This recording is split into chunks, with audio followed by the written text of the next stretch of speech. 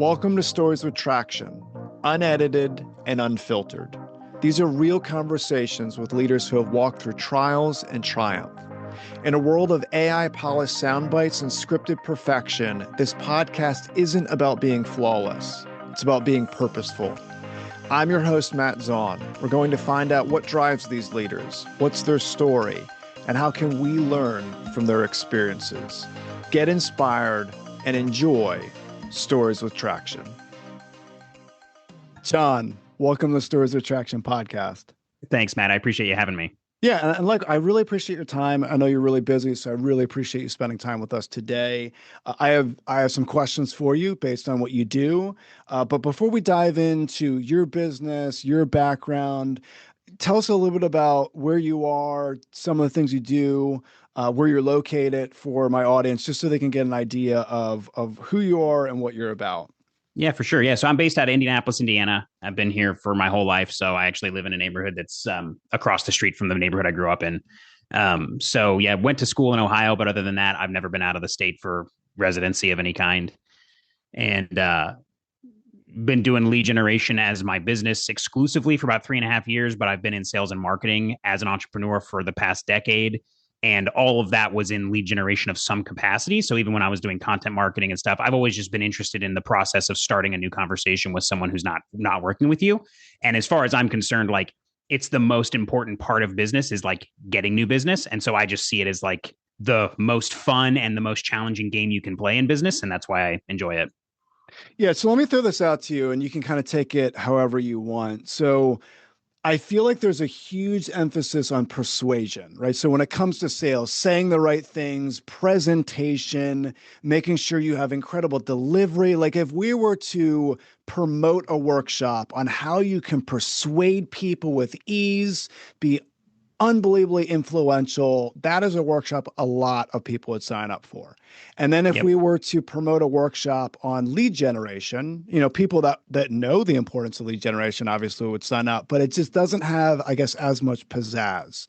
So can you speak to the importance of lead generation as it pertains to like a sales process and how a company might have some really engaging sales reps that they know how to talk, they're smooth talkers, but if they don't understand lead generation, how that whole system might fall apart? Yeah, it's funny. I think those two things can't be separated from each other, but at the same time, they're very, very different. So the persuasion angle is, I think, what most people think lead generation is. They think that what you're going to do if you're going to go generate leads is you're going to somehow go convince your market or persuade your market that they need to buy from you. And I think a lot of people think this is what marketing is as well. And what's funny is like you can persuade, there's a thing called persuading somebody, but it doesn't happen the way that most people think that it happens. Persuasion, I would say, is like a consequence it's what happens when a person comes up against something that has the power to persuade them. And the power to persuade doesn't come from the place most people think. They think it comes from like having the right answers or having, some kind of, present, like the physical way you interact with it. It's like, oh, this thing looks great, or it sounds great, or it's hitting right on all the right boxes, things like that. And the reality is it's just authenticity in its deepest sense. It's just that you're up against the real thing. It's, if you're in a house and somebody's like, oh, this is my new house, I paid $100,000 for my new kitchen. And then you kind of like tap on one of the cabinets and you're like, is that a veneer? And you like open the kitchen, you're like, what the heck? This is like a veneer. Like that's the difference, right? Versus you go in and somebody's like, yeah, I spent 100,000 on my cabinets, and you go look at your cabinets, you're like, this is literally all solid hardwood. And it's like, that's the difference. Like when someone's up against the real thing, they can't not be persuaded. Right. And when they're dealing with a veneer, it's going to take them 10 minutes before they're like, this is not the real thing. And they're not going to be persuaded. Right. So it's kind of one of those things where lead generation is almost a consequence of having what's required to persuade someone, which I would say is evidence that you are good at what you do, some kind of tenure in whatever industry you're in, some period of time that you've been doing it for that signals that you aren't just a fly by night or, a brand new person in that industry. Right? These are like real things that someone can hold on to. And what's the problem companies have is that for so long, people have kind of tried to game that, right? So they've tried to they've tried to like tap into those things without them being real. So they'll go to a market and say, like, they'll say all these things about themselves. And then when everybody starts saying those things about themselves, no one can tell if it's honest or not. And so that's kind of the problem that you have in lead generation that you're really trying to solve is how do I show up in the market in a way that without trying to tell people I'm the real deal, they feel that I'm the real deal. And that's kind of what separates a performative marketing or a performative sales effort or a performative lead generation effort from the real deal, the thing that actually generates leads. So I spent a lot of time talking to salespeople, marketing people, and there's been a lot of conversation regarding ICP/C, right? Ideal client persona and or community. And Yep. there's all kinds of breakdowns. I'm sure you've heard this ad nauseum. Family situation, generation, highest level of education, primary job responsibilities, where they reside, where they hang out online. I mean, I'm actually looking at a list right here of breaking down all kinds of questions on what do they read, what movies Yeah. do they watch, what podcasts do they listen to. How important are all of these details as it pertains to lead generation? I'm not going to say that they're completely unimportant, but they're so unimportant as to be pretty much irrelevant to anyone who's trying to do lead generation. Now, if you're dealing with like ads or if you're dealing with like some kind of marketing effort where you are like adopting some sort of data driven approach where you are getting like so insanely specific with the ads you're showing, like there are scenarios where companies can be like maybe they sell an incredibly specific product or something like that and they're trying to segment an audience that is truly niche, maybe. But in the scenario of like the work that's being done, there's basically three main things that matter. One is, do they have a problem? The second one is, do you solve the problem that they have? And the third one that no one really wants to admit is, do they agree with the way you solve the problem? If those three things are in place, you have a lead. And all that other information, like, I mean, you and I are both you entrepreneurs, right? The reality is, you and I both want to grow a business, and there's a world where 50 different companies could reach out to us with the same message and it could be relevant for both of us, but there's a really good chance that you and I have almost none of the same things in common that sheet would point to. We don't like the same movies, we're not interested, we have different backgrounds, different religions, whatever it may be, right? And so it's one of those things where lead generation is a game of 80% accuracy or 70% accuracy. Like once you get over a certain amount of like targeting or a certain amount of like firmographic or demographic information, the diminishing returns are kind of so absurd that it's like, why would you do that? It's interesting. So, all right, so you do a lot of B2B. Are there specific B2B companies that you work with? Is there a certain sector of business that is better for you than others? So I work pretty much exclusively with small to mid-sized companies, but even the mid-size is pretty like it's more like just small business owners. Most of my clients are entrepreneurs, they're solopreneurs, or they're very very small businesses that they don't have the revenue to justify a full-time sales rep, or they've done the game of hiring sales reps for 5 years and they just never accomplished anything and they couldn't figure it out and they've tried to do the trainings and they're out of time to do it themselves. That kind of vibe, right? And so I just lost the track. What was the question? Oh, who I'm Just working? Yeah, yeah. So other industry wise, specific it's the same. businesses. Yeah, industry wise, it's like it's pretty much anybody in B2B products or services, but like there's a couple caveats. Like I don't really do anything in hospitality. I don't do anything in restaurants or retail. Healthcare has to be very specific because in some cases people are targeting in healthcare where there's just no data for it. So in certain niche industries, like manufacturing can be tough because they can sometimes be going after companies that there's just like no data for. So like I obviously have to have phone numbers to call. So in scenarios where that's not available, it's not a good fit. But other than that, pretty much anything in B2B. So if I were to hand you a dream client, would it be product or service? Would it be, how many people? So because I want to paint a visual for people once I have an idea Yeah. of a business in mind. I mean, a dream client is actually a mindset, right? So the reality is lead generation is the reason it's so misunderstood and so people struggle with it so much is that they're constantly restarting. So a lot of folks think like, oh, okay, I'm going to give something 3 months or 6 months or even a year and like see what happens. 1 year in like lead generation terms, it's kind of like the gym, right? 1 year is like step one, right? After 1 year, you might be able to tell me that you have like a little bit of data to like fall back on or to look at. But a lot of companies, and this is what I deal with, pretty much all the time, they're gonna run a couple of months, they're gonna run one or two little tests, and they're gonna decide it doesn't work and they're not gonna go forward. And that's why it doesn't work, right? Channel is a little bit relevant because like right now, especially with LinkedIn or with email, you've just got so many people sending information, and you've got, the AI software is getting really good at blocking, and it's just, there's definitely a lot there from a deliverability standpoint that's a problem. But ultimately, if you pick a channel and you do it well for long enough, you will find success.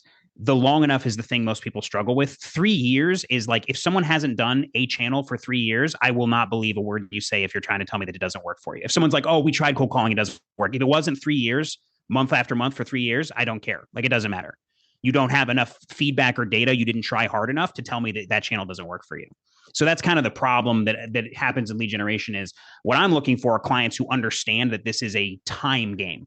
Everyone's like, oh, it's a numbers game. It's not a numbers game, because numbers don't really, you could talk to one person one time that makes your entire year. It's a consistency and time game. It's a quality, consistency, and time is the three things that are going to make up successful lead gen. Doing it well, doing it consistently over and over and over again, and doing it for a long time. And that long time is like a minimum of 3 years.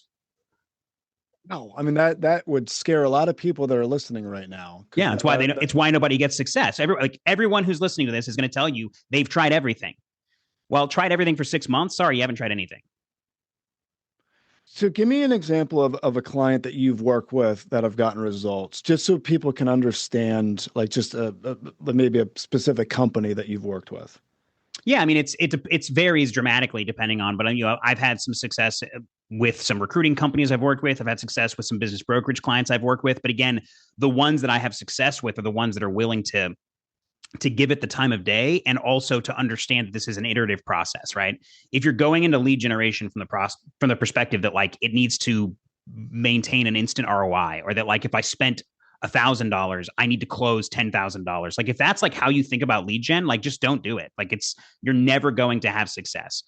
The people who are successful in lead gen are ones where they're looking at this from a 1.5 progress scale, right? It's like in 1 year, if I spent 100,000 and I generated 150 in revenue, like that was successful, because that is what is successful in lead gen.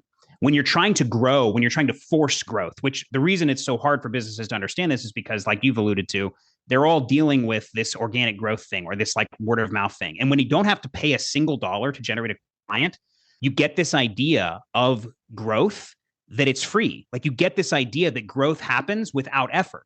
And then when you look into like lead generation from, the social media perspective, or you read the authors or whatever, they're all selling you something. And that idea they're selling you is that lead generation is only successful if it's like beyond belief successful, meaning you spent $1 and you made 10, and you worked for 6 months and you tripled your business. And like, I don't even know if any of these stories are true, but if they are, they're one-offs. They're just weird circumstances. They're not what's happening to anyone who's actually growing.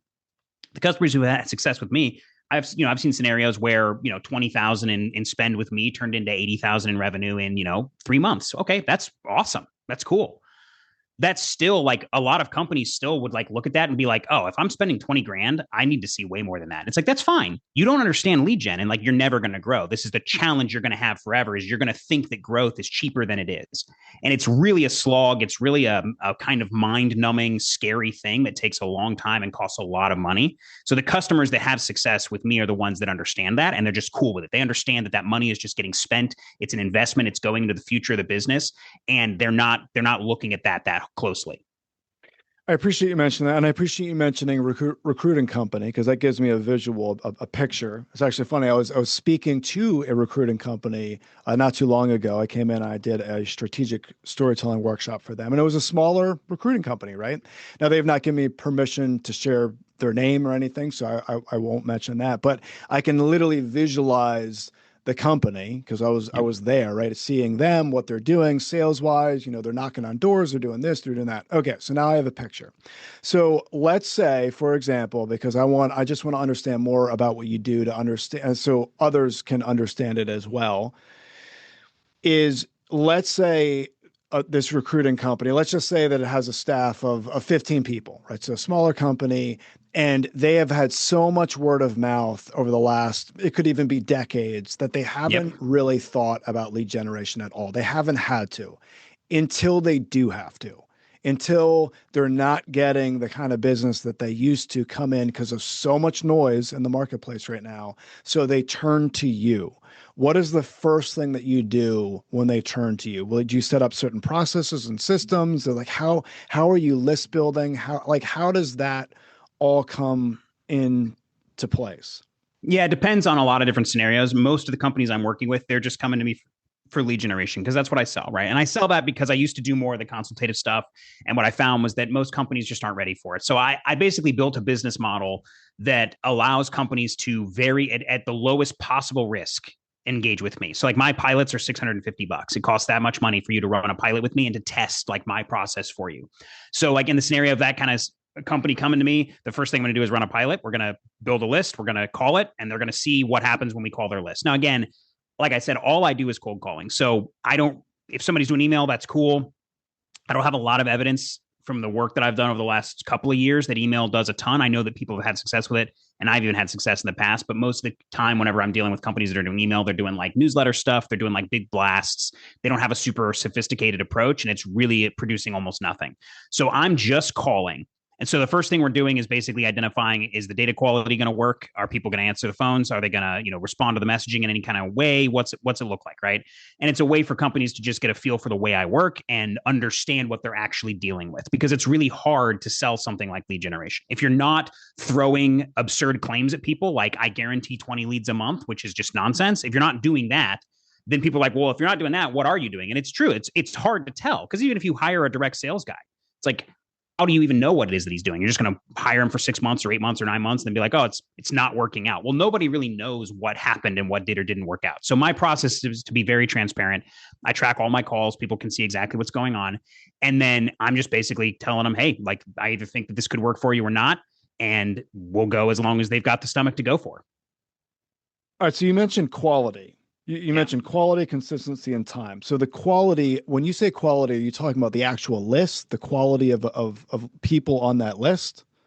That could be a part of it. But when I say quality, what I mean is the quality of the outreach itself, right? So if I call you up, Matt, and I say, hey, this is John, you're going to hate me. This is a cold call. Do you have 20 seconds? I just completely destroyed my own, like, there's nothing there. You know that some hack is calling you on the phone.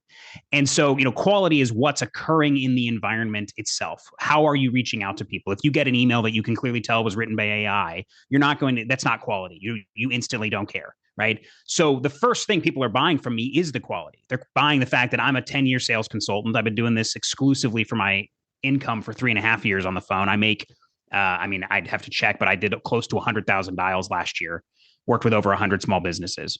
So when I show up on the phone, it doesn't matter if I'm calling a CTO of $1 billion organization. I've called OBGYNs inside of hospitals and booked meetings with them, right? So there's not really anybody on the planet that I haven't called and booked a meeting with. And when I show up on the phone and I say, hey, Matt, this is John, I'm calling from XYZ. Did I get you at a bad time? You feel something that most people don't feel when they get a call. And the number one thing I hear when I cold call for my own business is people going, well, I don't know how you've kept me on the phone this long. And the answer is, I know. It's not because I tried to do anything special. It's because when you heard me speak, you could tell that this was a quality call. This wasn't from some random dude who has no idea what he's doing. And that's my point when I say like authenticity or whatever that is. You can't fake it. It doesn't show up in a, you can't fake it. It shows up in things that can't be gamed. You can't game confidence and the confidence isn't like, I know I'm going to get a lead here. The confidence is, I know I can handle the rejection of the phone. So when I show up and say, did I get you to a bad time? It's fine with me if you say, go kill yourself. I'm like, cool, thanks. Have a good day. Literally happens all the time. I hear horrible things on the phone constantly throughout my day, and that's fine. And you can hear that when I say to get you to a bad time, because I'm willing to ask that, and I'm willing for you to tell me, to just go pound sand, and I'll just get off the phone. And so that's my point, is like quality is something you can't pretend, you can't fake, you can't do it. And I even used to have callers that worked for me. And that was kind of the biggest problem I ran into, was like I couldn't transfer it either. There's no way for you to transfer being fine with hearing no 1 million times in a year. You can't transfer that to another person, right? So it's just, these are things that when they show up, you can't deny them. You can tell that you're experiencing something different. That's quality. Wow. All right. So let's talk about this a little bit more. So I'm thinking about this recruiting company. They reached out to you. Again, they've heavily relied on word of mouth. Now they need to figure out how to get some type of leads. They come to you. You have a list that you've put together. What are you saying on the phone to keep people engaged for the seconds that you need to see if they're even willing to talk to you? Well, that's the funny thing is, again, the things I'm saying, a bunch of people could say them and it wouldn't show up the same way, right? So the way that I'm saying it is more important. But my scripts are pretty straightforward, right? That's what I'm saying is that there's a couple of key factors to a script. The first one is what you're doing, who you're doing it for, and how long you've been doing it. So if I show up to you and I say, "Hey Matt, this is John. I'm calling for my ID growth. Did I get you at a bad time?" Oh, well, it's always a bad time, John. What's going on? It's like, yeah, well, I was reaching out because I've been working with founders and CEOs in the US for the past 3.5 years. I do cold call lead generation. That is a different thing than most people ever hear on the phone. And it doesn't really matter whether or not, it's not about whether it convinces someone or not. The reason why it can work, it won't always work for somebody, but the reason why, probably 80% of my calls, someone will hear me out is because most people can't say that to someone else. They're too afraid that it's not going to land, right? Most people are afraid that when you start a call that way, someone's just going to hang up on them. And so that's the weird like paradox of true professional lead generation is that it actually sounds like a professional. And a professional is someone who's completely fine with hearing no. So I can't call you and like you can't hear me if the first part of my call is just like, hey, I was trying to find out if you're dealing with this problem because you're a human and you don't respond to someone calling you up, taking time from you without permission, and then trying to find out if you have problems. That's not how you respond.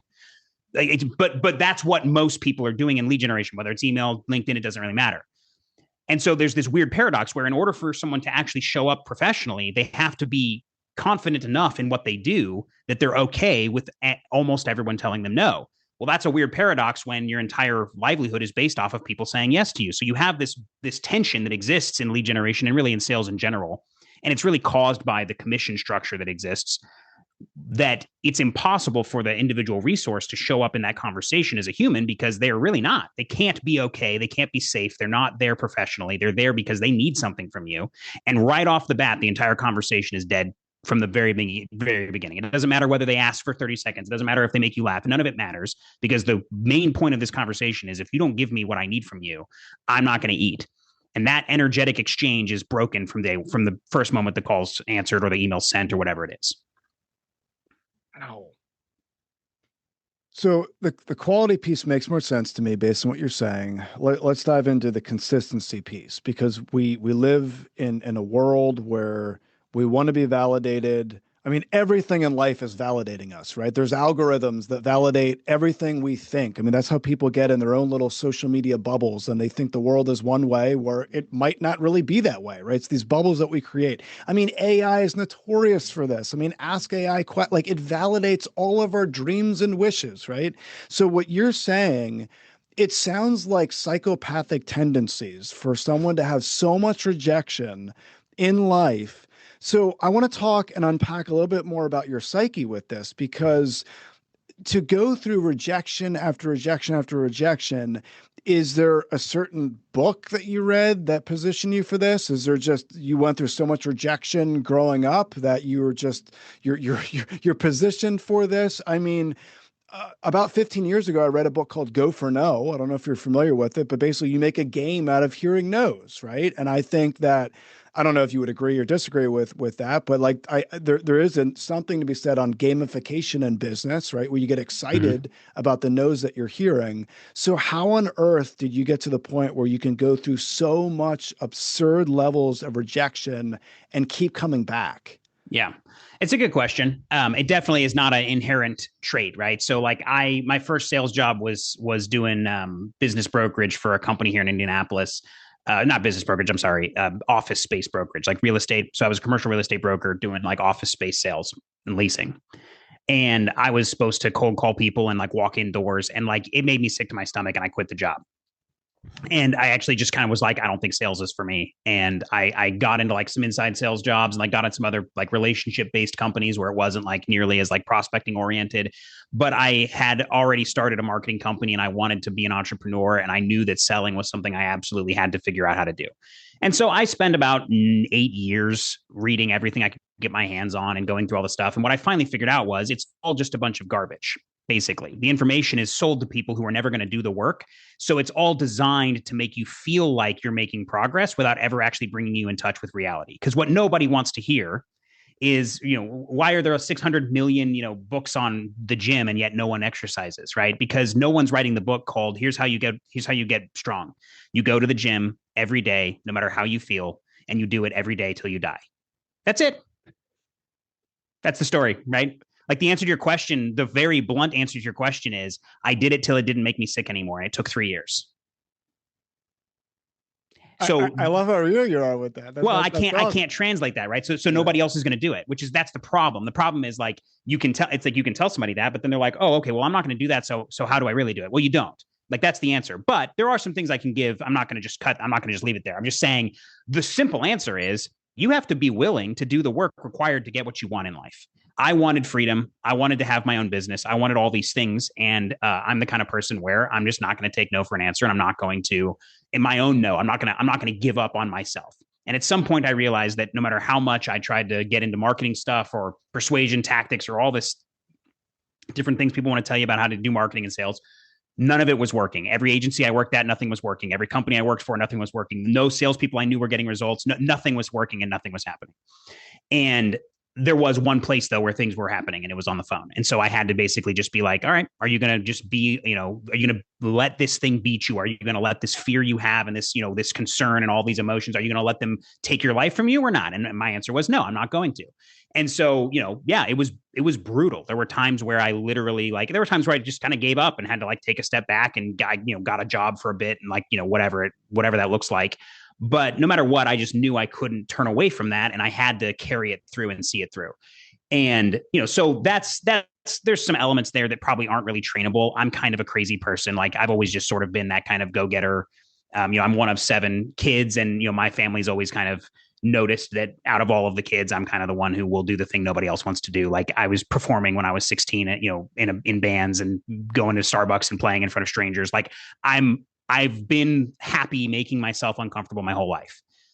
But anyone can do it. That's the thing that I think is important, is that there's no special trait that makes this possible for you. And it's not rejection, right? To suggest that you're being rejected is really strange. I think that's the most important thing for people to get their head around.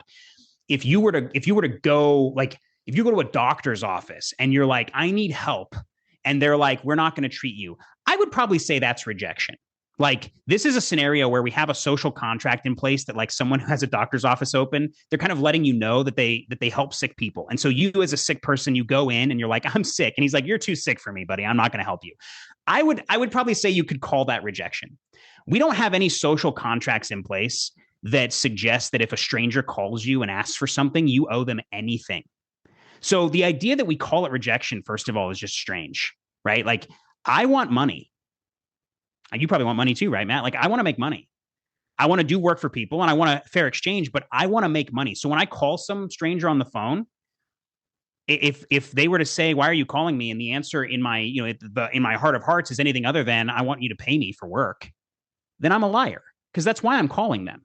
Right. And so what it really comes down to is most people see it as rejection because they're actually self-rejecting. They're not getting, you can't reject another, it's really impossible to reject another person, Matt. But if you sent you DM me on LinkedIn and you're like, hey, do you want to come on this podcast? And one of the reasons why I said yes was because of the way you worded it, right? When a person reaches out and is like, hey, I don't even know if this is really a good fit, but looks like some cool stuff is going on. And I can tell that you actually, even if you had an AI write the thing, you prompted it well. I don't think you did. I think it was probably a real message. You responded immediately and I responded back. And my point is, I knew that if I said to you, nah, no good, you'd be like, cool, no worries, have a good day.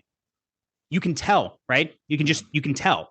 And it's the same thing. Like if a salesperson calls me up and they say, hey, did I get you at a bad time? I'm going to be like, no, what's going on? Because that's exactly what I say to people. And if they share what they do and ask if it's relevant, I'm going to say yes or no, because I can tell that they're asking from a true place. And I can tell they're okay with getting no. So my point is, you can't reject someone when there's no reasonable expectation of acceptance.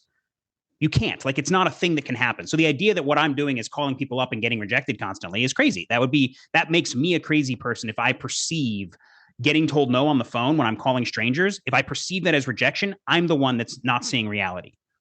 right? And that's kind of the issue we have just in lead gen and sales in general is there's actually this bizarre sense of entitlement on the part of business owners, sales reps, whatever you want to call it, marketing people even, and a sense of entitlement to another person's mind, eyeballs, wallet share, whatever it is, whatever you want to call it. It's like for some reason, just because I exist, you like owe me something, which is just very, very bizarre, right? So step one to like getting through that or learning how to actually generate leads is understanding that no one owes you anything. And if you show up from that place, you're the problem, not them. Dude, that's all fascinating to me, and I really appreciate the analogy that you mentioned regarding the gym. And it's funny that you mentioned that. I will never forget. I can literally picture this in my mind. I was in high school. I had just started lifting weights. I'm standing in line at like in the grocery store with my father. So like we're putting our food on the conveyor belt, and he pointed to a muscle magazine and he said, "Do you know why muscle magazines still sell?" He said they say the exact same thing. They just make it look more creative with different issues. And that really stuck with me that you're right. Like sometimes going to the gym is boring. Sometimes waking up earlier before my family gets out of bed, like it sucks, right? Like I'd much rather hit the snooze. I'd much rather not do it. I'd much rather just naturally be healthy without having to work. But you have to do it in order to get those results. However, based on the wisdom that my father shared, like there is something to be said on putting articles out that are a little bit more creative, right? And I'll never forget because he was also mentioning there was a specific article that he had pointed to. He pulled the magazine up and it was Arnold Schwarzenegger, right? And he made a big joke about it because in the article, Arnold Schwarzenegger was talking about like something very, very specific and weird that he was doing in this one workout. And my dad was like, there is no way he consistently does this. They're only putting that in there because it's so out of the norm that Yep. people are like, wow, right? And the reason why I'm saying this is because there are people listening to this episode, John, where they're trying to motivate their people to do what you do. They're trying to motivate their people. You mentioned, I appreciate the perspective shift regarding the rejection piece, but they're trying to make it easier to swallow or more creative. Is the answer just that perspective shift that you shared? Is the answer gamifying this and just No, throwing from an big organizational parties? perspective, it's actually very easy. You have to stop commissioning salespeople. So I'm going to say something that most people think is crazy, but that's the problem: is that they're doing it backwards, right? So the reason why it's impossible to do is because your outcome is directly tied to whether or not you're going to have your job. So if organizations want reps to pick up the phone, they have to pay them whether or not it works, because the rep has no control over it. And so that's the issue you have fundamentally, is that you have a thing that is not within, like, imagine if your job, like, you haven't probably always been an entrepreneur, but give me like where'd you start your career? Like what kind of industry were you in? Politics. Okay. Well, okay, that's kind of a lot like sales. Let's just pick another one. Let's say you're Selling an engineer. ideas, right? Yeah, let's say you're an engineer, right? And let's say that you design something and you follow all the parameters correctly, and you can prove your work, you can prove you did everything exactly as you should. And then when a part gets made that you designed, it goes to the factory, whatever, blah, and like a year down the road, there's a recall on a part you built because it turns out that some part of it didn't hold up, and under some kind of stress, it broke, and a whole bunch of crashes happened, blah, blah, blah, blah, blah, blah, blah. You're not going to get fired if there's a clear chain of this thing was done correctly. Like there's no, it's like, oh, that was a weird freak accident, like maybe the manufacturing didn't work or maybe the material wasn't used correctly, whatever it is. It's like math was good, 3 people signed off on it. Yeah, no, cool, we're good. Like there's no legal case, like you can prove it's like we followed everything correctly, we did it. The problem with sales is that that doesn't exist. So this thing called commissions has destroyed the sales industry. Like, and there's a lot of, you can go into a lot of things about this, but like basically in the past, salespeople would have been paid something, and then they would have been commissioned on top of that. So like if you look at sales compensation, salespeople typically got paid way more than other industries, right? So there was a lot that you got for being willing to go do this thing, but you got typically paid a lot more. Like a traveling sales guy or a sales guy at IBM, that good dude could be doing $200,000 or $300,000 a year at a time when that was a lot of money, right? And you're an engineer, maybe you're doing 80. Now it's the complete opposite. Now what's happened is companies use commission to get you to the same level. An engineer, a mechanical engineer, can do 250K at a job right now, right? And it's like, if I'm a sales guy and I'm going to go take this beating all day, every day, Why would I do that for potentially 250 grand? What? Like, why on earth would I do that? Like, VPs of sales change jobs every 18 months. That's not a career. That's a nightmare. So the sales industry is just completely ruined. It's completely destroyed. And commissions are what did it, because companies started basically using commissions as a stick, not a carrot.